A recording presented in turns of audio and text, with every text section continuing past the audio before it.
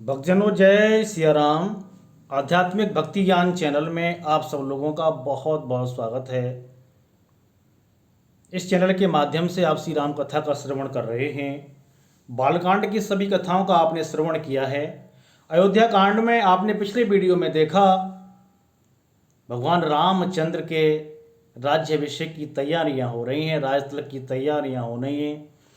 कल अगले दिन भगवान श्री राम का राज्याभिषेक होने वाला है, लेकिन देवताओं ने कुचक्र रचा है। आज इस वीडियो में आप देखेंगे देवताओं ने सरस्वती जी से कहा है कि हे माँ, आप मंथरा की बुद्धि को फेरिए, कैकेयी की बुद्धि को फेर दो ताकि उनका राज तिलक न हो पाए। भगवान का यदि राज तिलक हो गया तो असुरों का संहार कौन करेगा, राक्षसों का संहार कैसे होगा। तो इस वीडियो में आप देखेंगे किस तरह से सरस्वती ने मंथरा की बुद्धि को फेरा है।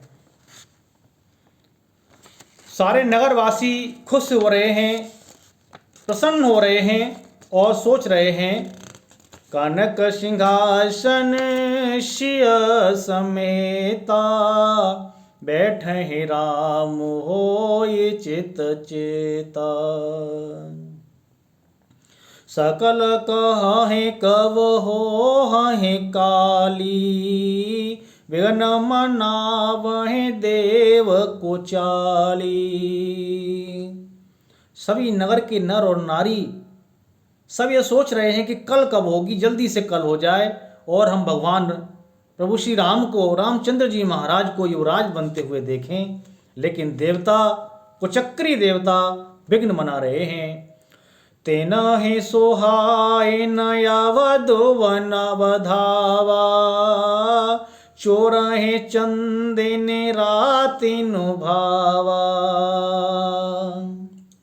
शारद बोली विनय सुर करही, बारहे बार पाइले परही। देवताओं को अवध के बधावे सुभाते नहीं हैं, अच्छे नहीं लगते हैं। जैसे चोर को चांदनी रात नहीं सुहाती है, वैसे ही देवताओं को भगवान का, रामचंद्र जी महाराज का, प्रभु श्री राम का राज्याभिषेक नहीं सुहा रहा है। और सरस्वती जी को बुलाकर बार बार विनय करते हैं, उनके पैरों में पकड़ते हैं, उनके पैरों को पकड़ते हैं, पैरों में पड़ते हैं और उन पर गिर पड़ते हैं। बेपति हमारी विलो की बड़ी, माँ तो करिए सोया जो, राम जाहे वन राजु तजी, होए सकल सुर काजु। और कहते हैं, हे सरस्वती माँ, हमारी बड़ी विपत्ति को देखकर आज हम पर कृपा करो। आज वही करो जिससे श्री रामचंद्र जी वन को जाएं, राज्य को त्याग कर वनवास में जाएं और देवताओं का सरकार सभी कार्य सिद्ध हो जाए। आप ऐसी कुछ कृपा करो हे माता, हम आपकी शरण में हैं, आप हमारी रक्षा करो। सोने सुर विनय ठाड़े पछताती, भयउ सरोज विपिन हिमराती। देख देव पुण्य कहे निहोरी, मात तो ही नहीं थोरी उखोरी। देवताओं की विनती सुनकर सरस्वती जी खड़ी खड़ी पछता रही हैं और कहती हैं, हाय, मैं कमल वन के लिए हेमंत ऋतु की रात हुई। उन्हें इस प्रकार पछताते हुए देखकर देवता विनय करके कहने लगे, हे माता, इसमें आपको जरा भी बिल्कुल भी दोष नहीं लगेगा, आपके ऊपर कोई दोष नहीं आएगा, आप हमारा कार्य सिद्ध कर दीजिए। विषमय हरस रहित रघुराओ, तुम जानहु सब राम प्रभाओ।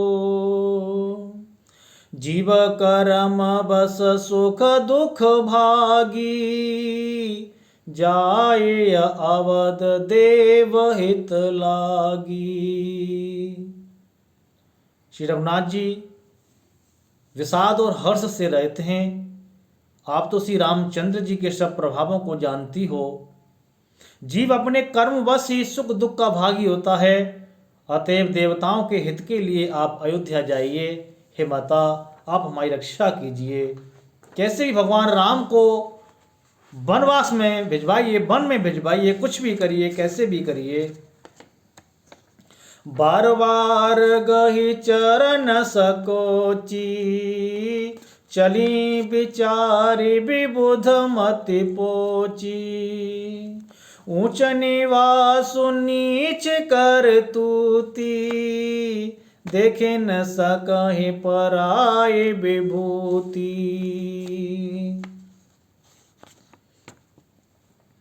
बार बार चरण पकड़कर देवताओं ने सरस्वती को संकोच में डाल दिया।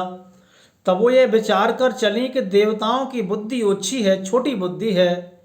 इनका निवास तो ऊंचा है पर बुद्धि बहुत छोटी है, पर इनकी करनी नीची है, निवास ऊंचा है। ये दूसरे को ऐश्वर्य देख नहीं सकते हैं। आगे का जो विचारे वहोरी, करे अहि चाह कुशल कवि मोरी। हरष हृदय दशरथ पुर आई, जनुग्रह दशा दुसह दुखदाई।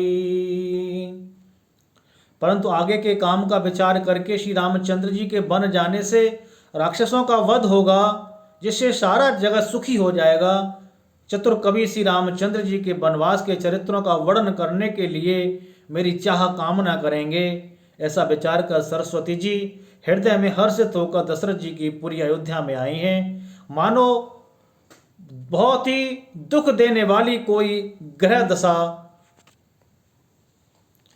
नाम मंथरा मंदमति चेरी के कई केरी, अजस पिटारी ताए कर गई गिरा मत फेरी।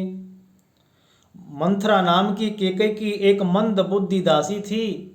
उसे अपयश की पिटारी बनाकर सरस्वती उसकी बुद्धि को फेर कर चली गईं। दिख मंथरा नगरु बनावा, मंजुल मंगल बाजु बधावा। पूछे से लोगन का उछाओ, राम तिलक सुन भाव दाओ। मंथरा ने देखा कि नगर सजाया जा रहा है, सजाया हुआ है, सुंदर मंगल में बधावे बज रहे हैं। मंथरा ने लोगों से पूछा क्या हो रहा है, कैसा उत्सव है। उन्होंने कहा श्री रामचंद्र जी के राज तिलक की तैयारियां हो रही हैं।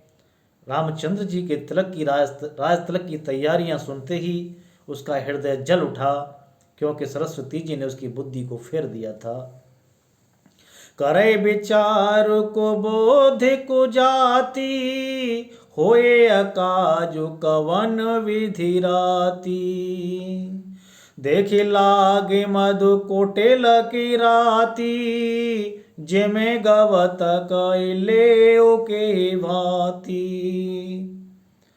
वह दुर्बुद्धि नीच जाति वाली दासी विचार करने लगी कि किस प्रकार से ये काम रातों ही रात में बिगड़ जाए। केवल एक रात की बात है, इस रात में कैसे काम बिगड़ना चाहिए। जैसे कोई कुटिल भीलनी शहद का छत्ता लाकर लगा देख करके घात लगाती है कि इसको किस तरह से उखाड़ लूं, ठीक उसी तरह से मंथरा की बुद्धि काम करने लगी और सोचने लगी कि मैं अब एक ही रात में एक काम कैसे बिगाड़ूं। भरत मातु पहे गई विखला बिल खानी, का अनुमनि हस कहे हसिरानी। ओ तरो दे न ले ओ सासु, नारे चरित कर ढार आसु। वो उदास होकर भरत जी की माता कैकेयी के पास गई। रानी कैकेयी ने हंसकर कहा तू उदास क्यों है। मंथरा कुछ उत्तर नहीं देती है, केवल लंबी लंबी सांसें ले रही है और त्रिया चरित्र करके आंसू ढा रही है, रोती जा रही है। रानी ने कहा बता क्या बात है, क्यों रो रही है, क्या हुआ है, परेशान क्यों है। हसे कही रानी गालो वड़ तोरे, दिखे लखन सिख यस मनु मोरे। तब न बोले चेरे बड़े पापने, छड़े श्वास कार्य जनु सापने। रानी हंसकर कहने लगी कि तेरे बड़े गाल हैं, तू बहुत बढ़ बढ़ कर बोलने वाली है। मेरा मन कहता है कि लक्ष्मण ने तुझे कुछ सीख दी है, दंड दिया है, तब भी वह महापापिनी दासी कुछ भी नहीं बोलती।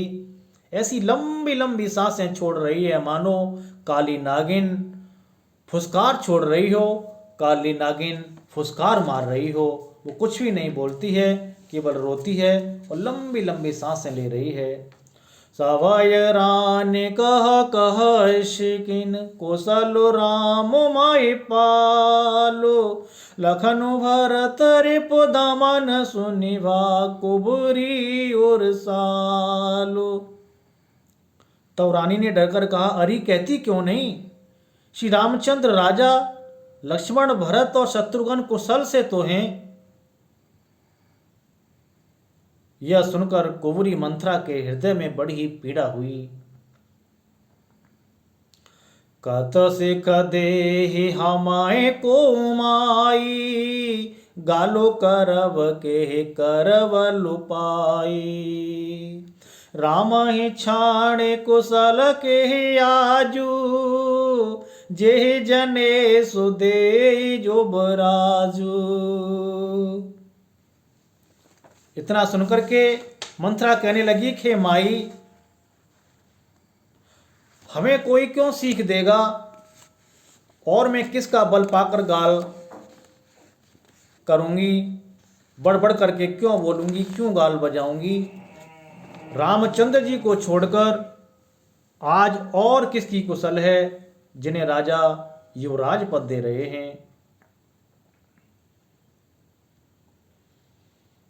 भयहु कौशिलहि विदयति दाहिनी, देखत गर्व रहत और नाहिनी।